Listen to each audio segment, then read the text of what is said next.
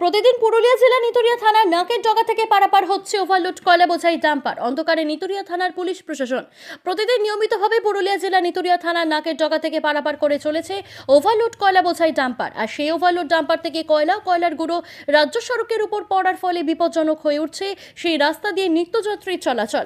অন্যদিকে overload dumper চলার কারণে রাজ্য সড়কে ইতিমধ্যেই বেহাল অবস্থা হয়ে উঠছে আরও বেহাল।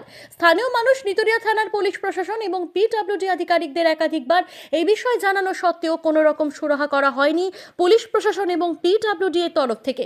উক্ত দপ্তর থেকে শুধুমাত্র বেহাল অবস্থার সুরাহা করার আশ্বাস পাচ্ছে নিতুড়িয়ার সাধারণ জনগণ, কিন্তু এখনো পর্যন্ত কোনো রকম বাস্তবায়ন হতে দেখতে পাননি নিতুড়িয়ার মানুষজন। পুরুলিয়া জেলা থেকে বি উৎসবের রিপোর্ট, জনসংবাদ নিউজ ডিজিটাল।